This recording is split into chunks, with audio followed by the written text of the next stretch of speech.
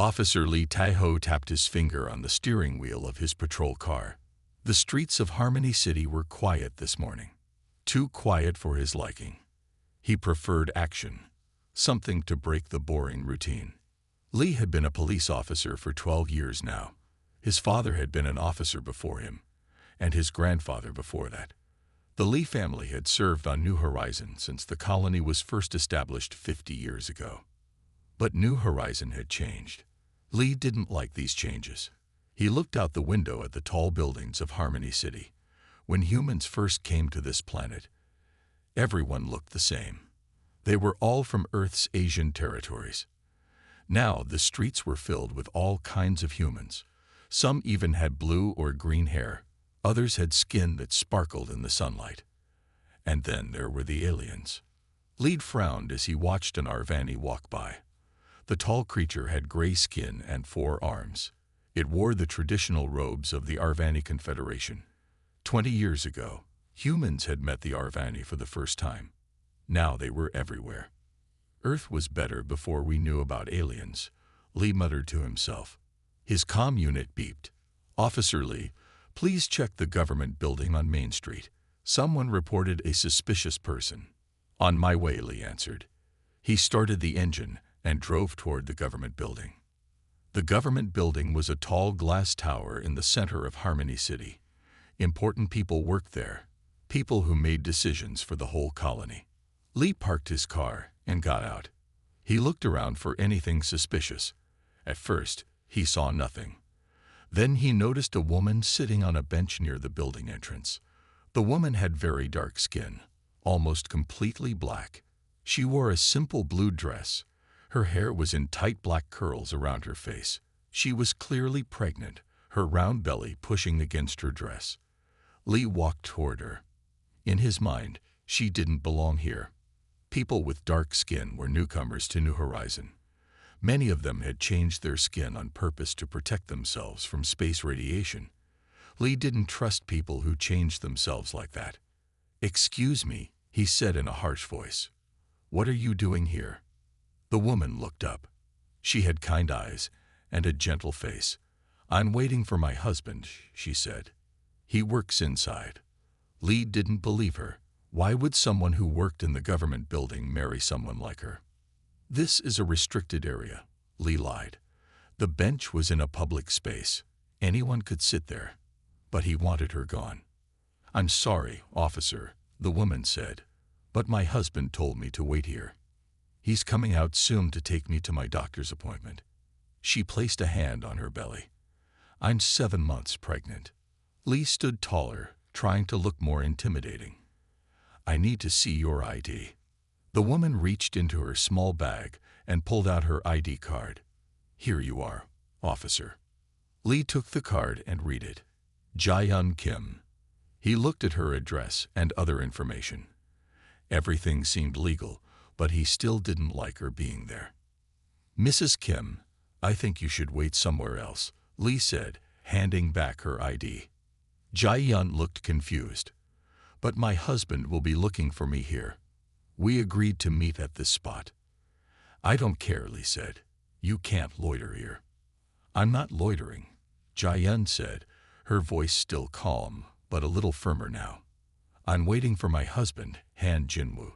He's the assistant director of Colonial Resources. You can call him if you want." Lee felt his anger growing. He didn't like being challenged, especially by someone he saw as an outsider. "Stand up," he ordered. Jae-hyun blinked in surprise. "Officer, I don't understand. I'm just sitting here waiting." "Stand up now," Lee repeated, his hand moving to rest on his stunner. Jae-hyun slowly stood up, one hand supporting her pregnant belly. "Please, officer, I don't want any trouble. I can call my husband if that would help." She reached for her comm device. Lee saw her movement and reacted instantly. "Stop. Put your hands where I can see them." "I'm just calling my husband," Jae-hyun said, looking scared now. "Or I can call my brother. He works with the Arvani." Lee didn't let her finish. In his mind, she was reaching for a weapon. He grabbed her arm roughly and twisted it behind her back. Jae-hyun cried out in pain. Please stop. I'm pregnant.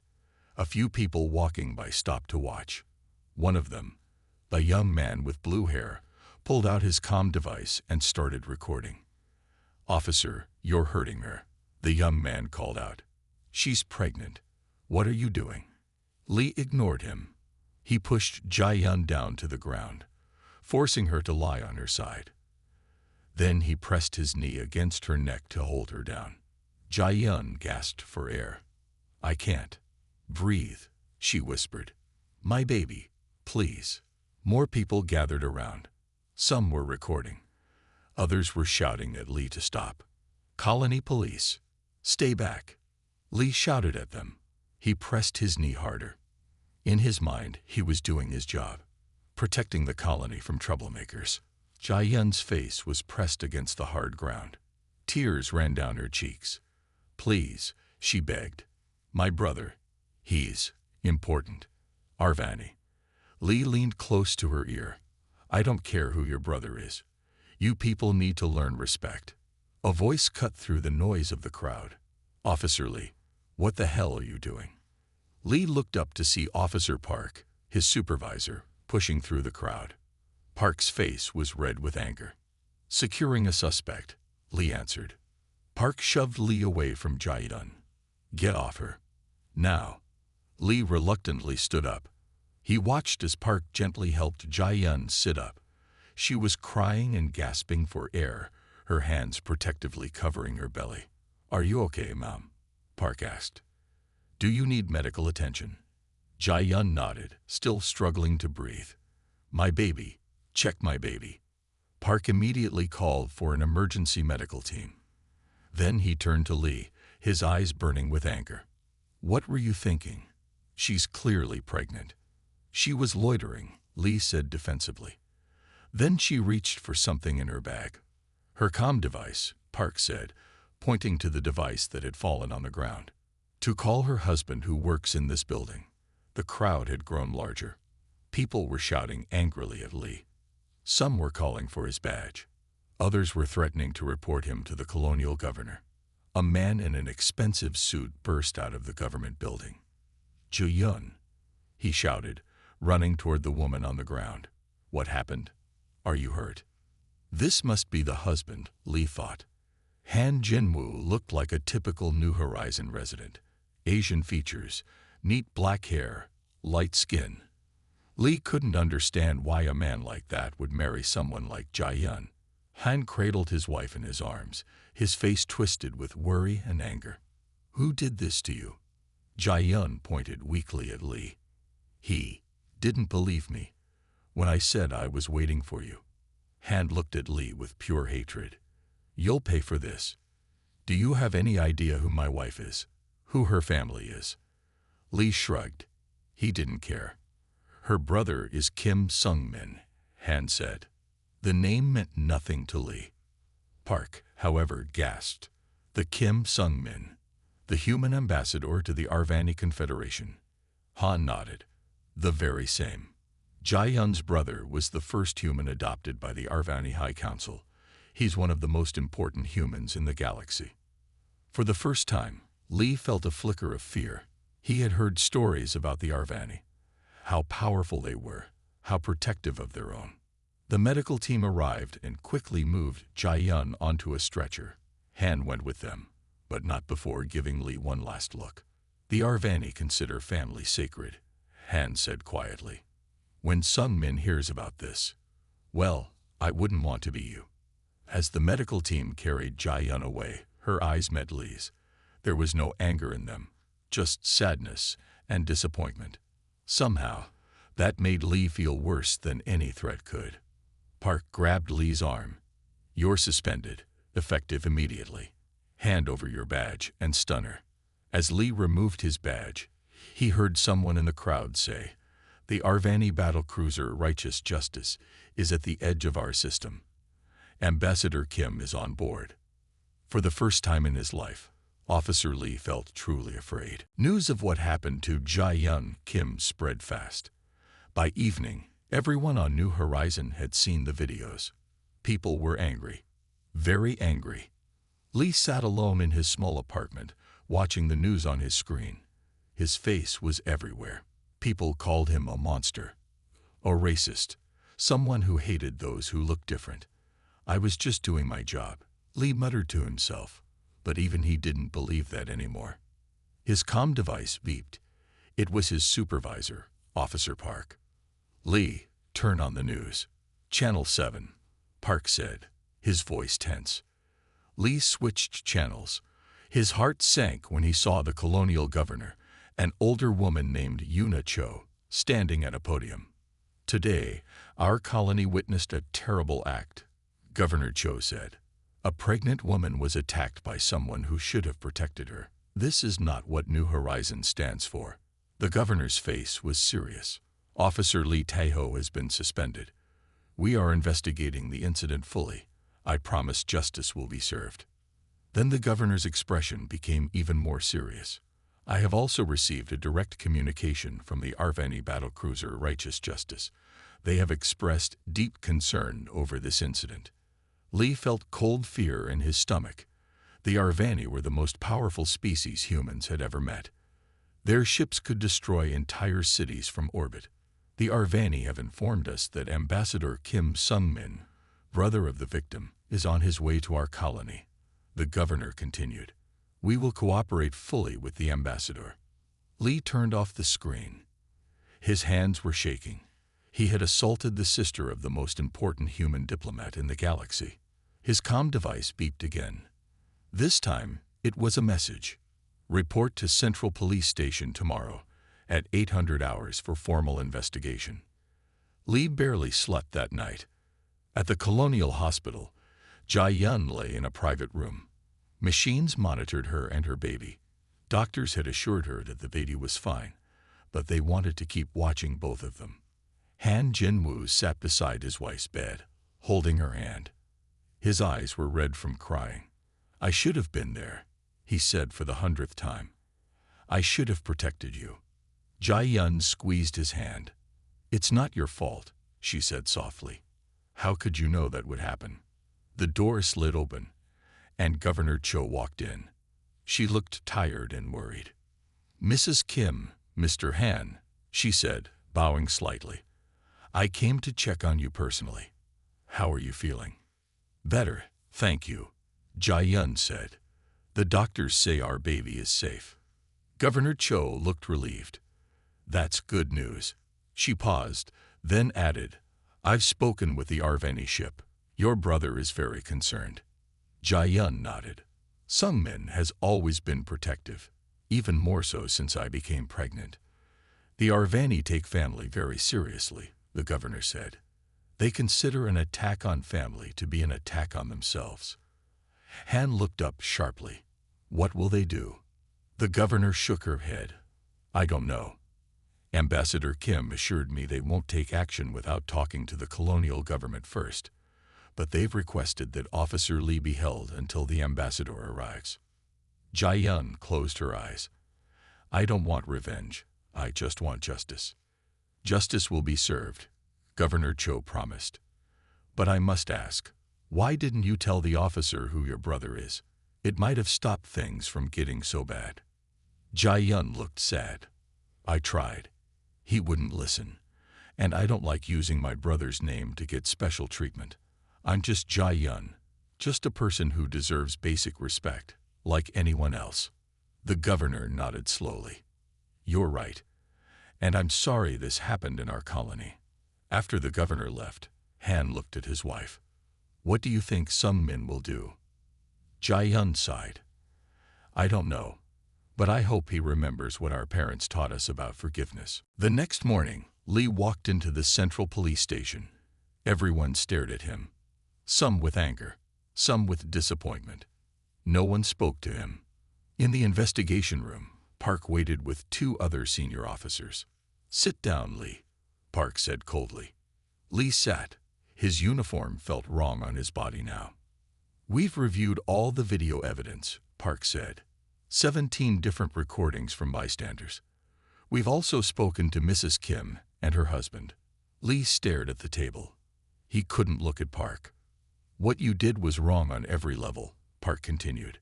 You had no reason to approach her, no reason to demand ID, no reason to use force, and certainly no reason to put your knee on a pregnant woman's neck. I thought, Lee began. You thought what? Park interrupted. That she was dangerous because of her skin color, because she looked different from you. Lee had no answer. Park pushed a data pad across the table. This is your official suspension notice. You're suspended without pay pending further investigation. Your case will be reviewed by the Colonial Justice Board next week. Lee picked up the pad. His career was over. He knew that. One more thing, Park added. The Arvani battlecruiser has entered orbit around New Horizon. Ambassador Kim will be landing in 3 hours. The governor has ordered that you be present when he arrives. Lee's head snapped up. Present? Why? The Arvani believe that those who cause harm should face those they harmed, Park explained, and their families. Above New Horizon, the Arvani battlecruiser Righteous Justice moved into a stable orbit. The massive ship was 3 kilometers long, shaped like a crescent moon. Its hull shimmered with a blue-gray light. Inside the ship, Kim Sung-min stared at the planet below, his home for the first 10 years of his life, before the Arvani saved him during the first contact. Sung-min looked human, but there was something different about him. The way he stood, the way his eyes seemed to see everything. 20 years with the Arvani had changed him. Behind him stood High Counselor Vexera, his adoptive Arvani parent. Vexera was tall, with gray skin and 4 arms. Their eyes were large and completely black. Your sister is safe, Vexera said in the musical language of the Arvani. The medical reports show no lasting damage to her or the child. Sung-min nodded. Thank you for bringing me here so quickly. Family is sacred, Vexera said simply. When we received your sister's distress call, the council ordered immediate response. Sung-min turned to face his adoptive parent. I don't want to cause an interstellar incident, but what happened to Jae-yun cannot go unanswered. Vexera placed one of their 4 hands on Sung-min's shoulder. The human officer must face consequences, but remember what we taught you about justice and healing. I remember, Sung-min said. Justice without healing is just revenge. What will you do? Vexera asked. Sung-min looked back at the planet. I'll talk to the officer. I want to understand why he did what he did. Then I'll decide. A wise approach, Vexera said. The shuttle is ready when you are. Sung-min nodded. I'm ready. On the landing pad at Harmony City's main spaceport, Lee stood with Governor Cho Park and several other officials. He wore his uniform, though he felt he didn't deserve to anymore. Remember, the governor whispered to Lee, say as little as possible. Let me do the talking. Lee nodded. His mouth was dry with fear. A sleek silver shuttle appeared in the sky. It descended gracefully, landing on the pad with barely a sound. The ship was clearly of Arvani design, beautiful and alien at the same time. The door of the shuttle opened. A ramp extended to the ground. First came 2 Arvani in ceremonial armor. They were carrying staff weapons that glowed with blue energy. Then came a human man. Kim Sung-min walked down the ramp. He was tall and slim, with features that reminded Lee of Jae-yun, but his skin was lighter, and he moved with a grace that seemed almost non-human. Behind Sung-min came the most impressive Arvani Lee had ever seen. Taller than the others, with ornate robes and a presence that commanded attention. Governor Cho stepped forward and bowed deeply. Ambassador Kim, High Counselor Vexera, welcome to New Horizon. We are honored by your presence. Sung-min bowed in return. Thank you, Governor Cho. I wish we were meeting under better circumstances. His eyes moved to Lee. There was no anger in them, just a deep, searching look that made Lee want to hide. Is this the officer? Sung-min asked. Yes, Ambassador, the governor said. Officer Lee Tae-ho. Lee expected accusations, threats, anger. Instead, Sung-min simply asked, Why did you hurt my sister, Officer Lee? The simple question hit Lee harder than any angry shout could have. For the first time, he truly faced what he had done. Lee stood frozen. Ambassador Kim's question still hung in the air. "Why did you hurt my sister, Officer Lee?" Everyone was watching him. The governor, his supervisor, the Arvani guards, and most of all, Kim Sung-min and the tall Arvani behind him. Lee began, then stopped. Any excuse he could give would sound hollow even to himself. "Perhaps this conversation should happen somewhere more private," Governor Cho suggested. Sung-min nodded. "A wise suggestion, Governor." They moved to a meeting room inside the spaceport. It was a large room with a round table. Windows looked out over Harmony City. Lee could see the government building where everything had happened. When everyone was seated, Sung-min spoke again. "Officer Lee, I ask you once more, why did you hurt my sister?" Lee swallowed hard. He decided to tell the truth. "I saw her sitting there. She looked different. I thought she didn't belong." "Because of her skin?" Sung-min asked. Lee nodded slowly. "Yes, and because I don't like how New Horizon is changing. When I was a child, everyone here looked the same. Now there are all kinds of people. And aliens." He glanced nervously at the Arvani. High Counselor Vexera spoke for the first time. Their voice was deep but musical. "You fear change." It wasn't a question, but Lee answered anyway. "Yes." Sung-min leaned forward. "Let me tell you about my sister, Officer Lee. Jae-yun was born on New Horizon, just like you. Our parents were among the first settlers. When the Arvani made first contact 20 years ago, I was 10 years old. Jae-yun was only 5. Lee was surprised. He had assumed Jae-yun was a newcomer to the colony. "Our parents were scientists," Sung-min continued. "They were part of the first contact team. There was an accident. A human ship crashed into an Arvani vessel. Our parents saved several Arvani by getting them into escape pods, but they couldn't save themselves." Governor Cho looked shocked. "I didn't know this history." "It's not widely known," Sung-min said.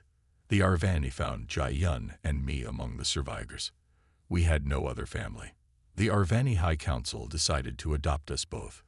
But Jae-yun stayed human," Lee said, confused. "She lives here, not with the Arvani." "Jae-yun was very young," Sung-min explained. "She missed human contact. So when she was 12, she asked to return to New Horizon to live with a human family. The Arvani respected her choice, but they never stopped considering her family." High Counselor Vexera nodded. "All Arvani considered Jae-yun our daughter, just as Sung-min is our son." Lee felt a chill run down his spine. He hadn't just assaulted the sister of an ambassador. He had assaulted someone the entire Arvani species considered family. "As for her skin," Sung-min continued, "Jae-yun chose melanin enhancement like many humans who travel in space. It provides better protection against radiation. I chose not to enhance, but many humans do. It's a practical choice, not something that makes anyone less human." Lee looked down at his hands. "I didn't know." "You didn't ask," Sung-min said simply. "You saw someone who looked different and decided she didn't belong. You didn't see Jae-yun as a person." The truth of those words hit Lee hard. "What happens now?" Lee asked quietly. "Will the Arvani demand punishment?" Vexera leaned forward, all 4 hands folded on the table. "The Arvani do not seek revenge, Officer Lee. We seek understanding and growth." Sung-min nodded. "Before we decide anything, I want to see my sister." At the hospital, Jae-yun was sitting up in bed. She looked much better. Her husband Han sat beside her, holding her hand. When Sung-min walked in, Jae-yun's face lit up with joy. "Brother." Sung-min rushed to her side and gently hugged her. They spoke rapidly in Korean, their childhood language. After a few minutes, Sung-min turned to Han. "Brother-in-law, thank you for taking care of her." Han nodded. "Always." Jae-yun noticed the others standing in the doorway. Her eyes widened when she saw Lee. Why is he here? He has come to face what he did, Sung Min explained. The Arvani way. Jae-yun looked at Vexera, who had to duck to enter the human-sized room. Parent, she said with respect. Vexera moved to her bedside. One of their hands gently touched Jae-yun's belly. The child is well. Yes, Jae-yun said. The doctors say there's no harm done. Vexera turned to Lee, who stood uncomfortably by the door. Come forward, Officer Lee. Lee hesitated, then stepped closer to the bed. He couldn't look Jae-yun in the eye. Jae-yun, Vexera said, this human has caused you harm. By Arvani law, you may decide his fate. The room went very quiet. Lee felt cold sweat on his forehead. Jae-yun looked at Lee for a long time. Then she asked, do you understand what you did wrong? Lee nodded. I treated you like you weren't a person, like you didn't matter, because you looked different. And do you truly regret it? Jae-yun asked. Not just because of who my brother is, but because what you did was wrong. Lee thought about it. At first, he had only been afraid of punishment.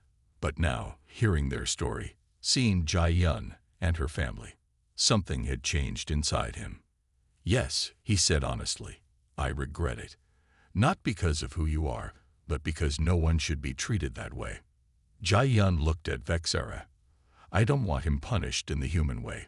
Prison won't help him understand. What do you suggest? Vexera asked. The empathy ritual, Jae-yun said. Sung Min looked surprised. Jae-yun, that's intense. Are you sure? Jae-yun nodded. It's the only way he will truly understand. Lee looked confused. What's the empathy ritual? Vexera explained. It is an Arvani practice. Through specialized technology, one person can experience the emotions of another. It is not reading thoughts, only emotions. If you agree, Jae-yun said to Lee, you would feel what I felt when you attacked me. My fear, my pain, my worry for my baby. Lee paled. I would feel everything you felt. Yes, Sung Min said. It's not painful physically, but emotionally, it can be overwhelming. You don't have to accept, Governor Cho told Lee. We can handle this through our justice system. Lee thought about it. Prison wouldn't change how he felt inside. Maybe this ritual could. I'll do it, he said quietly. Jae-yun looked surprised. You will? Lee nodded. If it will help me understand, then yes. Vexera looked pleased. A brave choice. The next day, a small Arvani medical device was brought to the hospital. It was placed between Jae-yun's bed and a chair where Lee sat. The process is simple, Vexera explained. Jae-yun will focus on her memories of the incident. The device will record the emotional patterns. Then, Officer Lee, you will experience those same patterns. Will it hurt?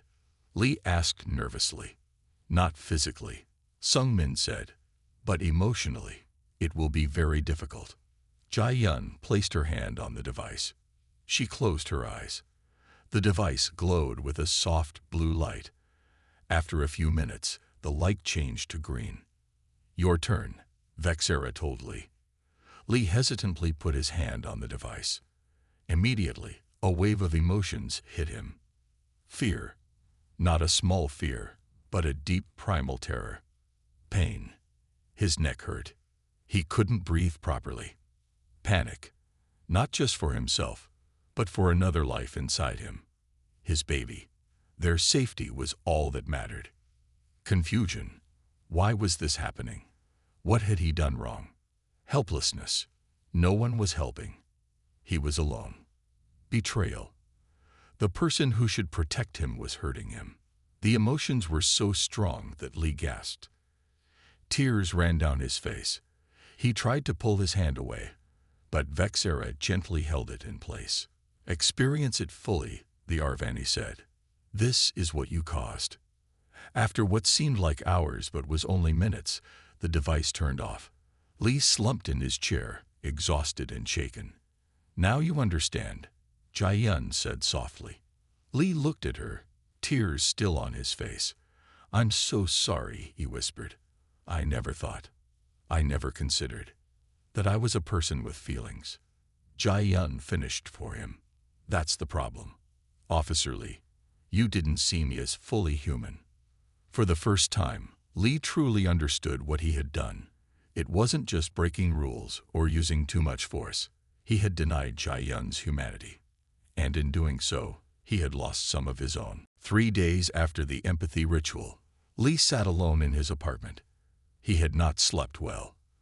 Every time he closed his eyes, he felt Jai-yun's fear again. The ritual had changed something deep inside him. His comm device beeped. It was a message from Governor Cho. "Meeting at Government Building, 10 o'clock a.m. Your presence is required." Lee got dressed slowly. He no longer wore his police uniform. He didn't feel he deserved it anymore. When he arrived at the Government Building, security guards led him to a large conference room. Inside were Governor Cho, Ambassador Kim, High Counselor Vexara, Officer Park, and several other officials. To his surprise, Jai-yun and Han were there too. Jai-yun looked much better. She smiled faintly when she saw him. "Officer Lee," Governor Cho said, "please sit down." Lee took the only empty chair. Everyone was looking at him. "We are here to discuss your future," the governor said, "and the future of New Horizon." High Counselor Vexera spoke next. "The Arvani believe that true justice creates growth, not just punishment. Officer Lee has experienced the empathy ritual. He has felt the harm he caused. The question now," Sung Min added, "is what happens next." Lee looked down at his hands. "I'll accept whatever punishment you decide." "What if punishment isn't the answer?" Jai-yun asked softly. Everyone turned to look at her. The empathy ritual showed Officer Lee what he did wrong. Jai-yun continued. "Prison won't teach him anything more." "What are you suggesting?" Officer Park asked, frowning. Jai-yun looked at Lee. "I think Officer Lee should work to make things better. Not just for me, but for everyone on New Horizon." Governor Cho leaned forward. "What specifically do you have in mind?" Jai-yun turned to her brother and Vexera. They seemed to communicate without words. "The Arvani have a tradition," Sung Min explained. "When someone causes harm, they must work to heal that harm. Not just for the person they hurt, but for the community." Vexera nodded. "We propose that Officer Lee work with the New Horizon Police to create a new training program. One that teaches officers to see all people as equals, regardless of their appearance." Lee looked up in surprise. "You want me to stay on the police force?" "Not as a regular officer," Park said. "Not right away. But your experience could help other officers learn from your mistakes." "Would you be willing to do this?" Governor Cho asked Lee. Lee thought about it. The idea of facing other officers and admitting his mistakes was frightening. But after what he had done, and what he had learned, it felt right. "Yes," he said. "I'll do it." Jai-yun smiled. "Good. There's more," Sung Min said. "The Arvani High Council has decided to establish a permanent embassy on New Horizon, as a symbol of human Arvani cooperation." Governor Cho looked shocked. "That's a great honor. But why here? After what happened?" "Because of what happened," Vexera explained, "and how it was resolved, not with violence or revenge, but with understanding and growth. The universe is watching humanity," Sung Min added. "The Arvani believe that how a species handles its problems shows its true nature. You have shown that humans can face their flaws and grow beyond them." Lee felt a strange mix of shame and hope. His terrible mistake had led to something good for the colony. "There is one more thing," Jai-yun said. She looked at Lee. "I want you to be part of a community program, to help people from different backgrounds understand each other better." "Me?" Lee asked, surprised. "Why?" "Because you've seen both sides now," Jai-yun explained. "You know what prejudice feels like from both sides. Having it and experiencing it, that's valuable." For the first time in days, Lee felt a small spark of purpose. Maybe he could use his experience to help others avoid his mistakes. "I would be honored," he said. 2 months later, Lee stood at the entrance of the new Arvani embassy. It was a beautiful building, with curved lines that seemed to flow like water. The grand opening ceremony was about to begin. Lee was not alone. 20 new police trainees stood with him. They were from all backgrounds. Humans with different skin colors, different hair, different features. Some had genetic enhancements. Some were even half Arvani. These were the first students in the new police training program that Lee had helped create. Remember, Lee told them, a police officer must see the person first, not their appearance. Everyone deserves respect and fair treatment. The trainees nodded. They had heard Lee's story.